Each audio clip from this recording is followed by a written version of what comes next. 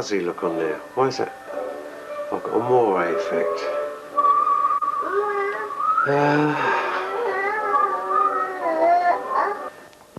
Ready, Mr. Elliot? Yeah. Right, roll the cameras. Ready?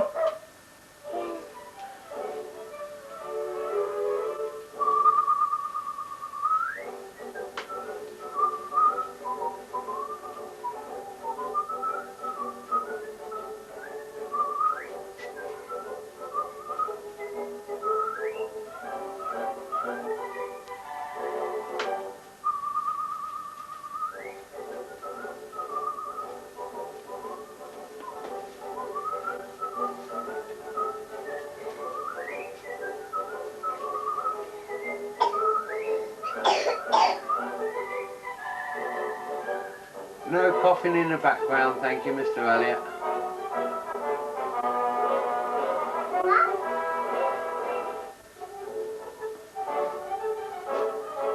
Quiet on the set, please.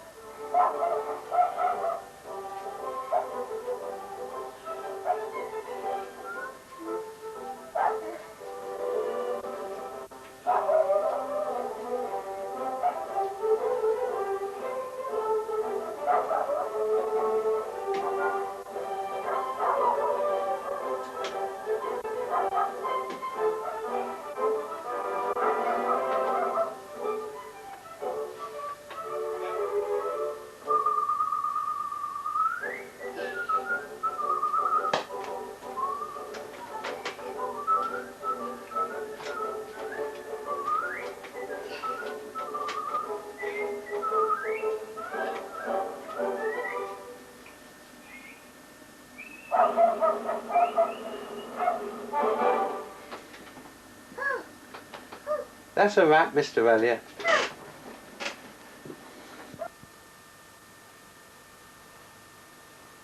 This is a small watercolour demonstration done as an in-house video purely for the use of the students. As you can see, I've got my watercolour paper on a small board that is tilted fractionally, about 3 inches from top to bottom there. I've got my water, a nice large container, fresh water. Normally speaking, I would have one probably almost twice that size. It's just that I'm working in the limitations of my kitchen here. I've got a nice large china plate for mixing my colours on. I'm using 2 brushes. They're nylon, synthetic, so they're a little cheaper than sable. I'm using a number 6, and you'll find a small 6 on the handle of the brush, and I'm using a number 2. I don't think the camera can pick that number up, but if you look at the long brushes you'll see the number indicating the size of the brush. My pencil is a 2B. You will find that marked on the end of the pencil. 2B is a sort of medium to soft pencil. I've got a small roundy watercolour box, quite a nice range of colours. Don't need any more than that because it really starts to confuse you when you start to trying to decide what colours you wish to use. Right, before starting, I'm going to put a little blob of water on each one of the pans. These little items there, they're called pans, and these are called half pans because a full pan is in actual fact twice that size. These can be purchased as single items, and they come looking a little bit like little toffees in a little plastic pan. Right, I shall just leave that for a moment while that's starting to soften up the actual tops of the colours. I've got a little bit of kitchen roll here. Normally speaking, I would also keep a bit of blotting paper, but I don't have that with me at this moment, so I'm not going to let that stop the demonstration. The actual paper is a Dala watercolour book. It's fairly thickish, and you'll find marked on there that this one is £140. We're not talking £140, pounds, shillings and pence, we're talking the weight. And the weight is decided by an imperial sheet, which is about 20 by 30, and they stack them into a ream, which is approximately 500 sheets, and then they weigh it. So 500 sheets of this heavy paper at the imperial size weighed would come out at £140.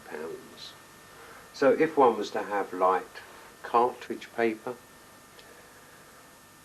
you would obviously get far more.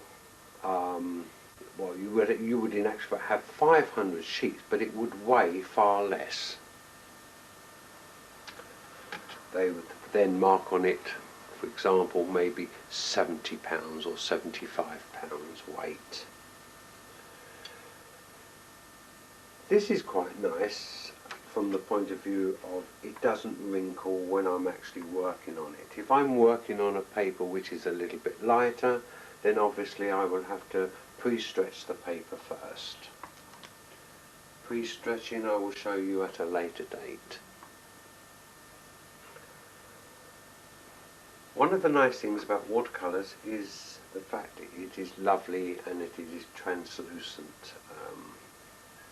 So therefore you're allowing the white to show through the paint, which will give it that beautiful glow. The actual paper is fairly soft. You can get hard papers and soft papers. I think on watercolours, if the paper is too soft, it will absorb the paint too fast and give it no sharp edge. So this has got a fairly hard sort of surface on it. I don't want to overdraw. Oh, nearly kicked my table over. I don't want to overdraw here. I'm going to do a very, very simple exercise, and I'm doing a very light indication of where the items are going to go. And in this particular case, it's going to be a very simple bottle with an apple or an orange, depending on what colours I use. I think a green bottle. Only I really need to be able to see my drawing on there. It is for my guidance only. I'll see if I can zoom that in. It may be too light for you to actually see.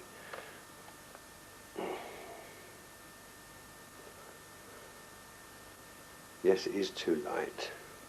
Never mind, I need to zoom in for the purposes of this demonstration. I am, by the way, doing my own camera work here as well.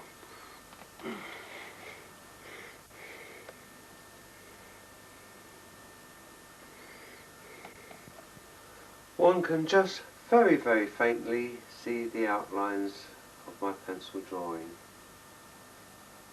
I don't want it any heavier because in actual fact, if I had a slightly harder pencil, or if I applied more pressure to it, it would in actual fact dent the paper, which means to say some of my colour will behave a little bit differently in that area. And I don't want to use an eraser to remove any lines because that will destroy the actual surface and the fibres on the actual paper.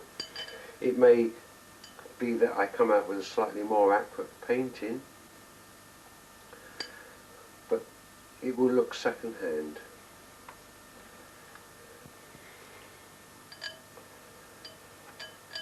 Right, I'm now going to mix my colours, taking a little bit of the lemon yellow,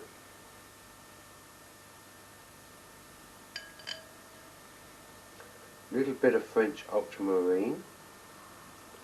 Notice I've put it onto one side. In actual fact I haven't mixed the two colours. I'll zoom that in a little closer so you can see what I'm doing. Of course it'd be easier to move my plate rather than move the camera.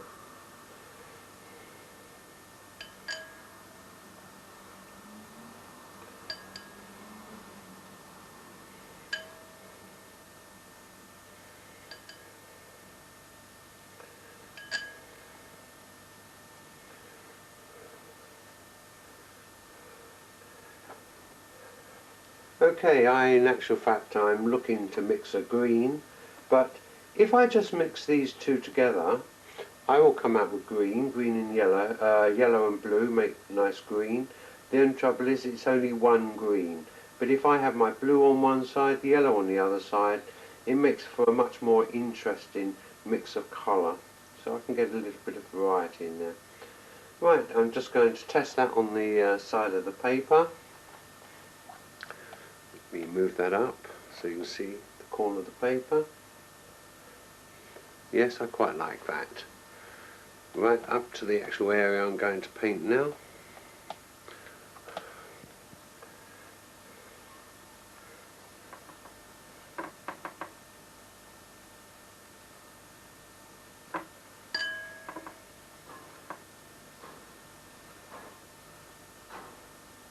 Throw on a little bit of yellow into the colour, make the green more interesting.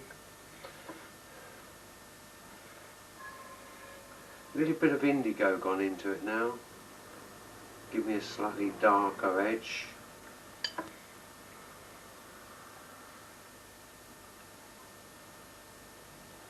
A little bit of a problem doing this on one's own because I can't move the camera around to and from the palette as I would like to. Well, I did say it was an amateur video. It's not easy working at home. I've got a youngster running around me, young Elliot.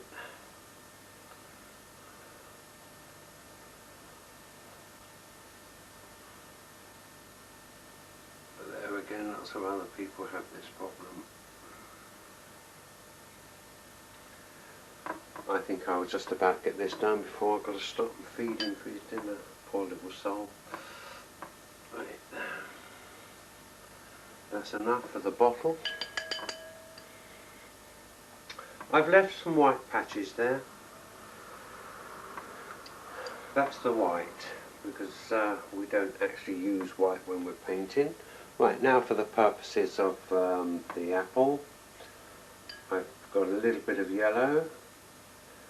I'm going to add just a little bit of this green from the bottle into the yellow, so it's not too yellow. There we are.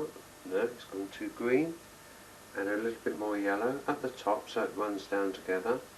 And I'm going to paint that onto the apple, just a wash, just a little hint of colour there. Pick up some water, knock off the edges. I don't want any hard edges on this apple at this moment in time.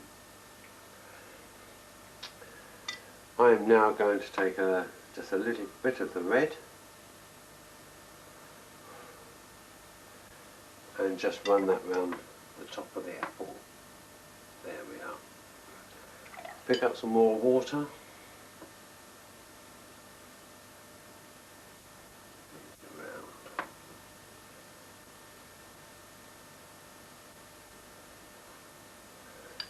Right, while I've got this colour on my brush, I'm just going to add a couple of little bits of colour into the background.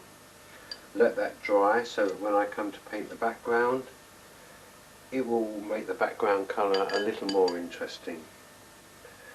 Take a little bit of the green from the bottle, add that in, not too much. That's all running down from the bottle now. It doesn't matter. It'll make it more interesting later on. If that really worried me, I could lift that off with my kitchen roll or blotting paper. It doesn't worry me, but just for the purpose of this exercise, I'll show you what happens. I've just placing the paper down, not scrubbing in any way. If I scrub it, I will destroy the surface, so I'm just lightly applying just a little bit of pressure and off it comes. No big problem, no great hassle. I could do the same with the apple at this stage if I wished. In other words, if I didn't like the red which I use, while it's still nice and wet, I can just remove the colour off of there. It will leave a little bit of stain, but there's nothing wrong with stain. Adds a little bit of texture.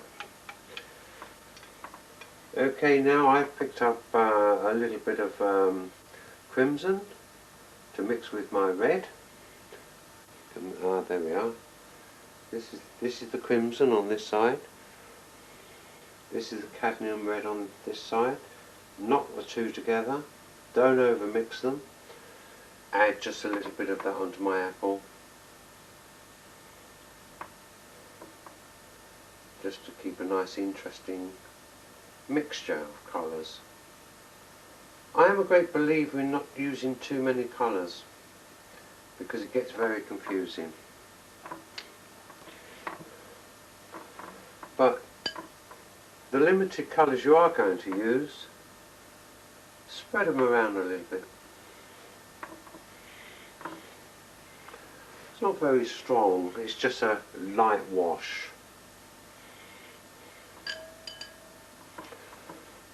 Right, now for my background, I've taken a little bit of the crimson, a little bit of the blue indigo,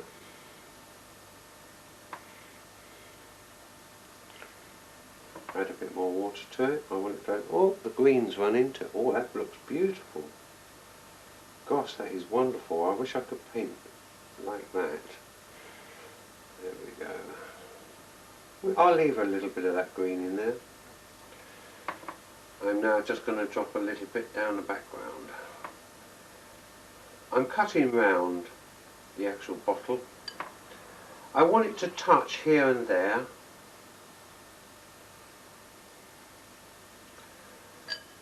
But not all the way around. If I was to take that background up to the bottle all the way around as a butt joint, it would kill off some of the brilliance the white gives you. Right, I'm going to remove a little bit of this hard edge there just by picking up more water. I'm using rather a lot of water, but there again it is watercolour. One of the advantages of using a good amount of water is that it gives you time to readjust. If you've got insufficient water there,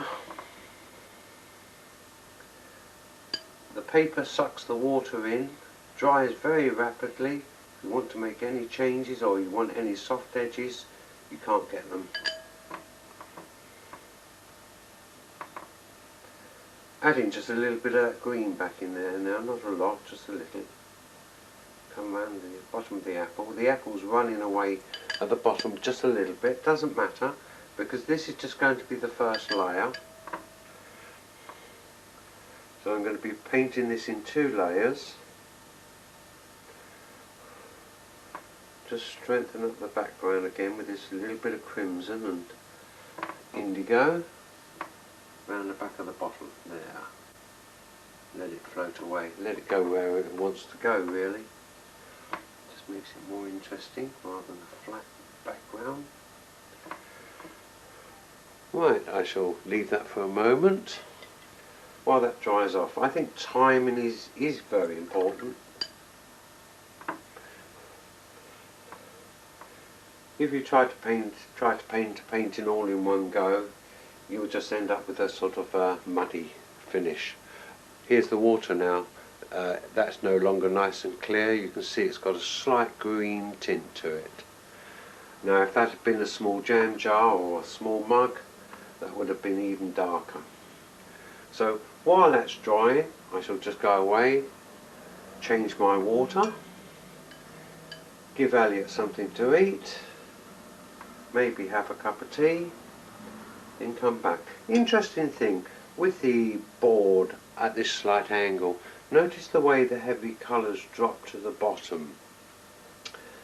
That is always rather nice. It is one of the characteristics of watercolour, but by having slightly heavier colour at the bottom, I haven't got it on the apple unfortunately because it run into the run off the bottom there, but I'm going to have to re-establish that back in because it always sort of adds a little bit of weight. There's something for the bottle to stand on without tipping over, whereas if you imagine if it was dark at the top, light at the bottom, it would look top heavy and try to tip itself over. So everything is a little bit darker at the bases of things. That includes trees, people, fruit. It's always just a little bit darker because it's dropping into some form of shade there. Right, Elliot, let's go and get you something to eat.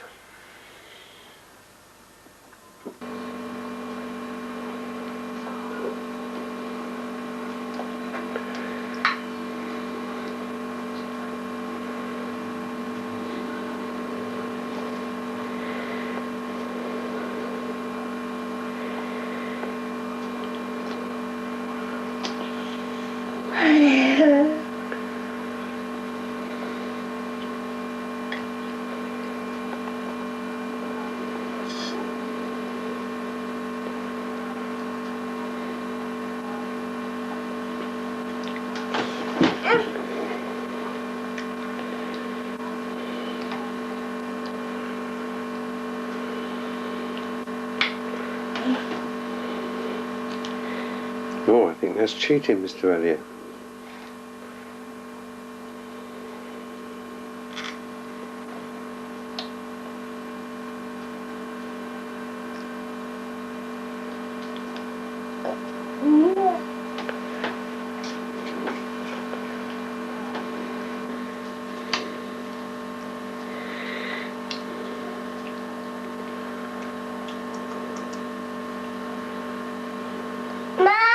More? Ma. That's a noisy old sweet.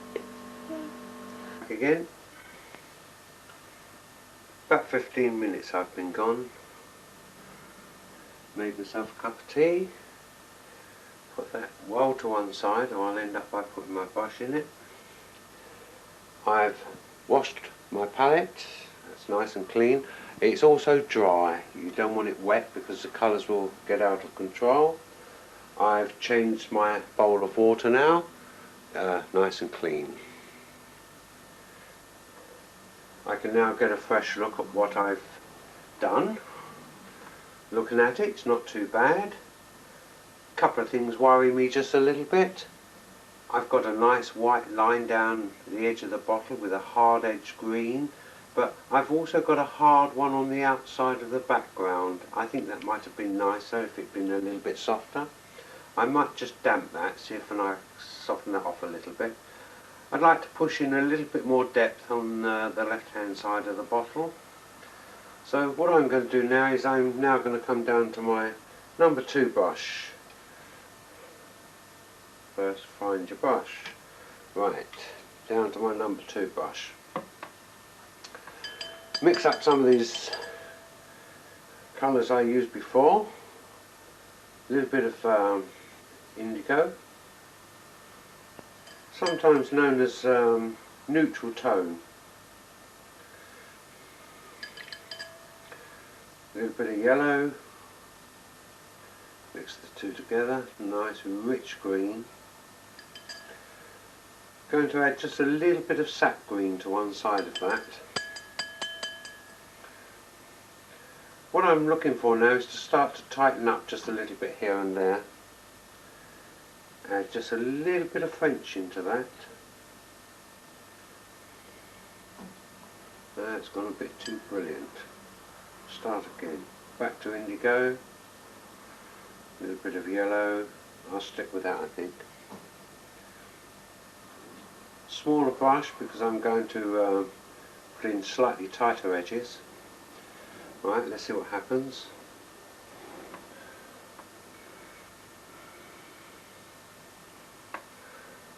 Oh, my shoulder's in the way. Let's see if I can find a position. Ideally it would be better if the camera came in from the left, but I don't have a cameraman or camera person to be politically correct. Just drop that around the bottom. There's a nice tight line there. Pick up some fresh water, soften one side. I don't want it tight all the way around.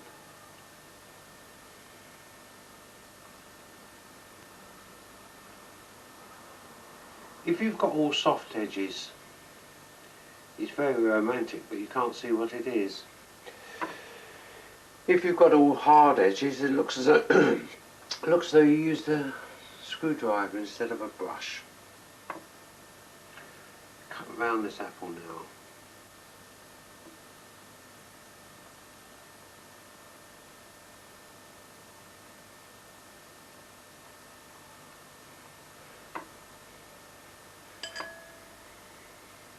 Soften the edge. Move up to the neck of the bottle, give that a harder edge shoulder.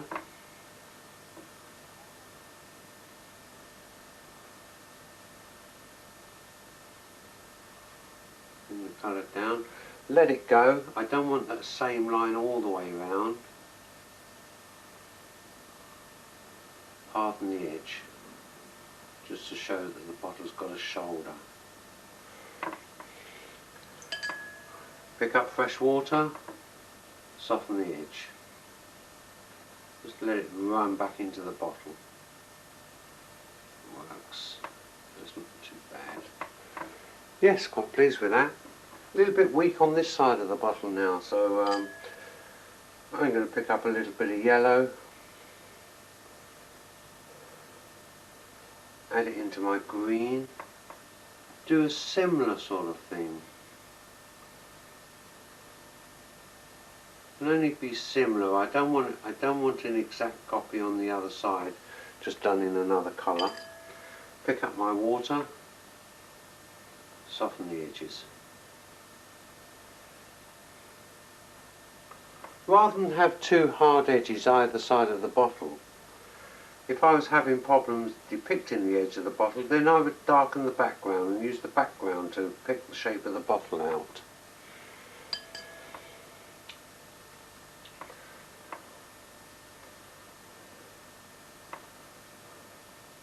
Looking for a slight change just on the shoulder of the bottle. Soften it off. I don't want that to be too hard. And yet it's interesting because bottles, they are hard.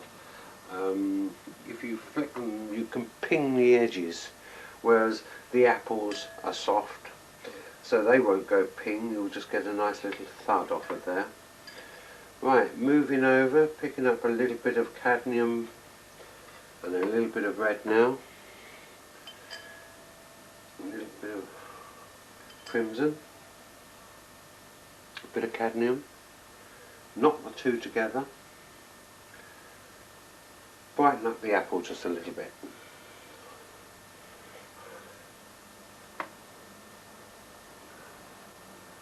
Coming around the bottom edge. I need to strengthen that just a little bit.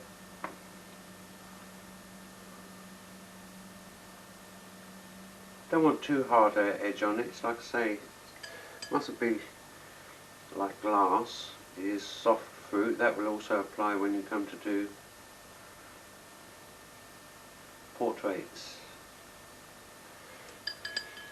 I'm going to put in a little bit of the centre core now. I'm going to use a little bit of that red with a little bit of the green. Just plonk an area in. That'll do. Once again, it's hard all the way around, so I'll just soften out the edge just a fraction. Make it look as though it goes in nice and gently. Put the stalk on that later. Right, let's liven it up a little bit.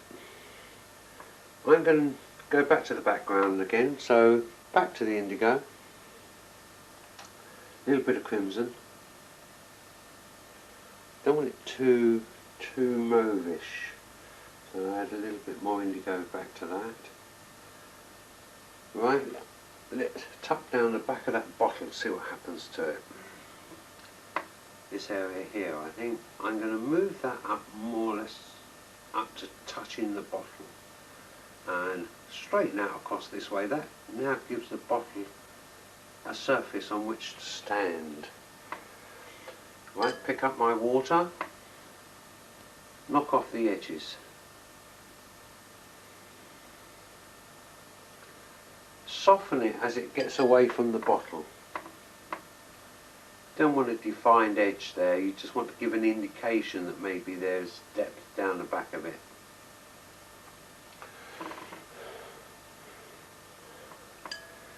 A little bit of the same shading now underneath the bottle, between the bottle and the apple, where the apple and the bottle is drawing a little bit of shadow. Right, it gives me a chance to actually pick up that edge of the left hand side of the apple. Pick up my water again, fresh water, soften the edges.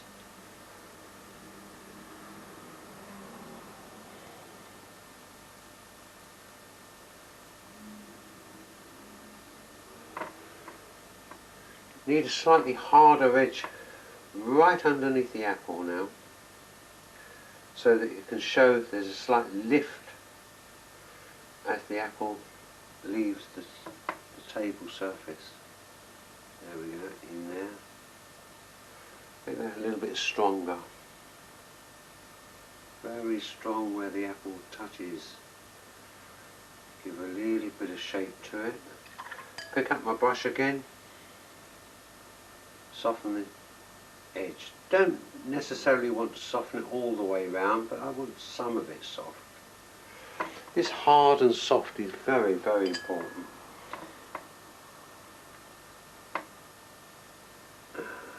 Well, I've softened off a little bit more. Never mind, not to worry. It's going round. Yeah, that's managed to pick the apple out. I said earlier that I wasn't very happy with this edge here, so I'm just going to put a little bit of water on it. Very, very gently move it around. I don't want to stir the surface of the paper up. It's leaving a little bit of stain there, but it has softened it, just a fraction. Pleased with that.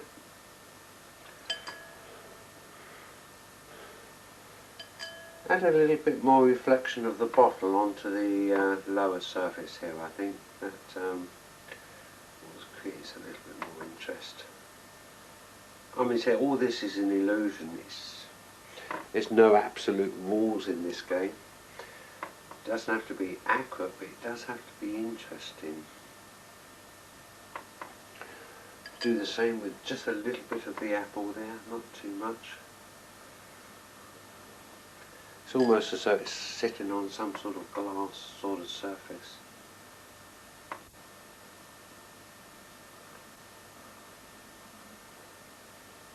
Even if it was a piece of crumpled white material underneath, white would reflect some of the colours around it in the shade. Right, a little bit of cadmium red and indigo now, just to put the stalk in. I'm going to make the stalk fairly sharp.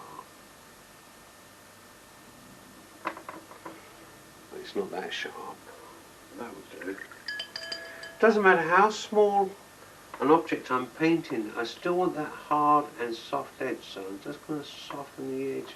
What I've done, I've washed the brush and just run my fingers over to get the water out. It's almost like wringing it out, but I don't wring it in actual, I just go up the actual hairs. Pick up another little bit of the neutral tone and put it down, because where the stalk goes in, yeah, it's just a little bit of shadow there.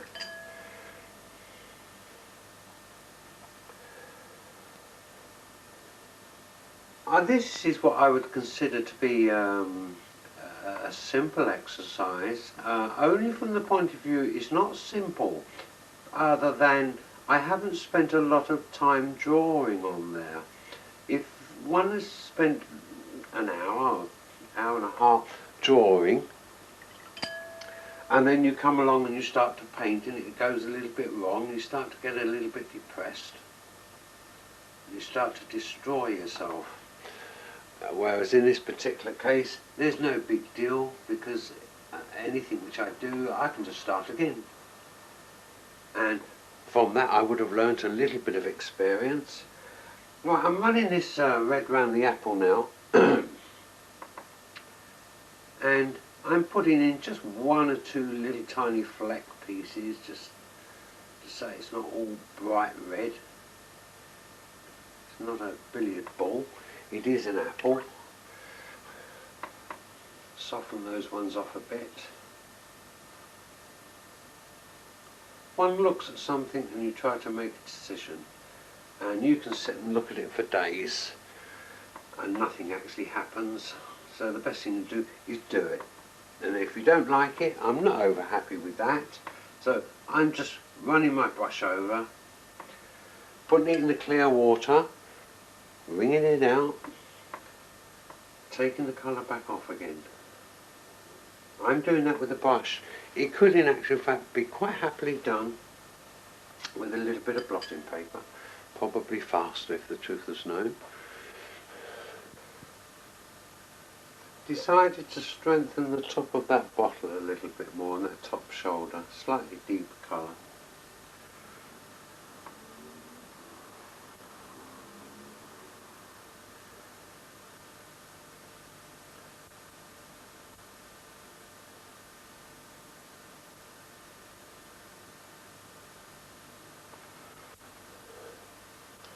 Pick up my water,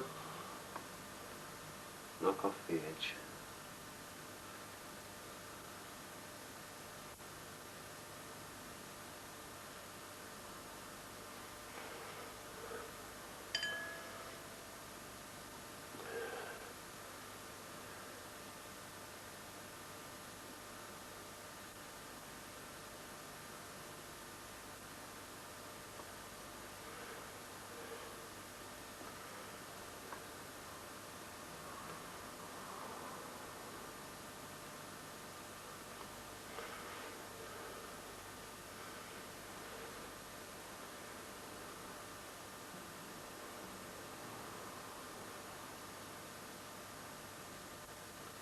It's just plain water I'm using now, just softening that edge. I don't think that was a very good decision actually.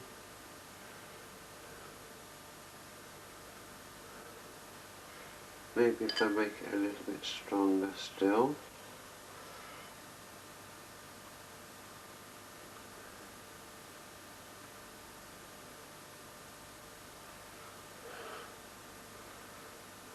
Yes, that's a bit better.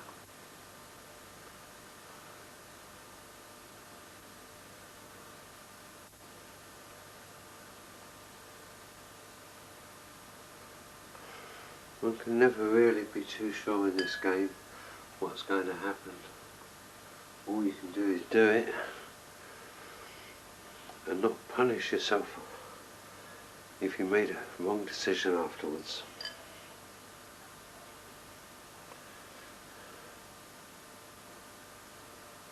I think that's probably better than wondering what would have happened had you been brave enough to do it. There we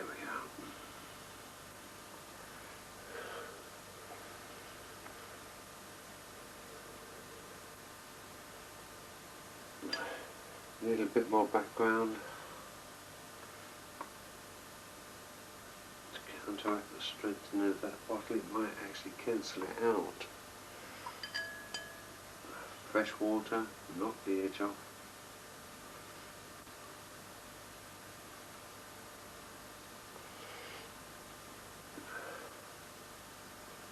Let that just touch the bottle there, because the colour is very, very soft. Don't want a white line all the way around. It would make the background look as though it doesn't actually like the bottle.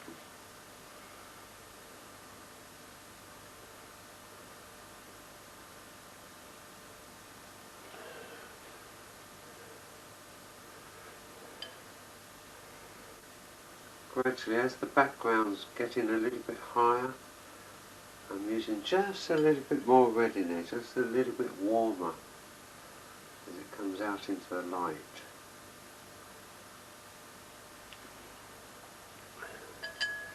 It's a very, very light tint.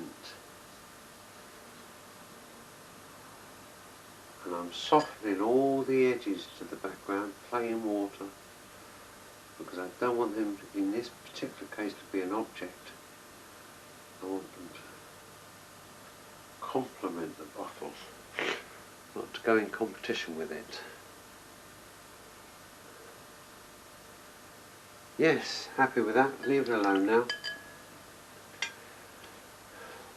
Must know when to stop. He says, I've destroyed so many paintings by not knowing when to stop. Alright, let's put the card mount round, see what we've got. Well, it's a humble little watercolour.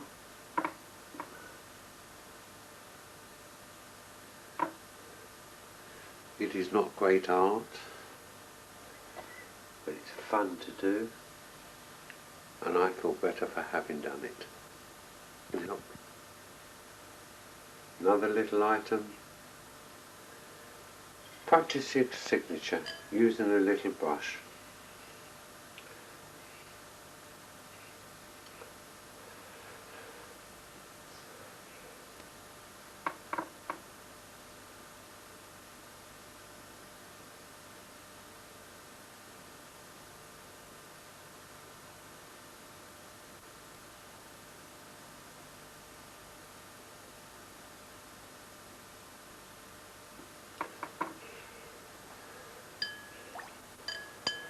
Done. If you find that the brush is a bit too big and clumsy, use a pencil. But practice your signature before you sign your paintings. Make sure they're within the frame or mount area. If you sign your pictures too low, they'll either disappear behind the card mount or they will look as though they're peeping over the top.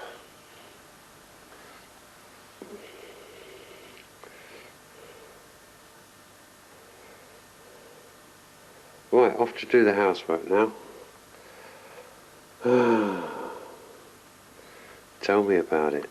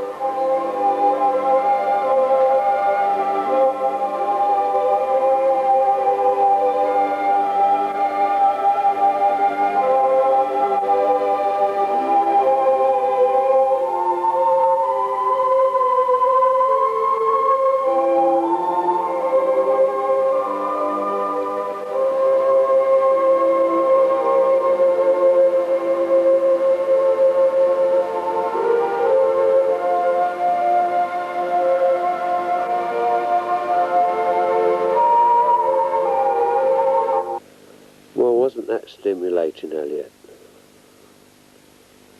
Well, maybe not.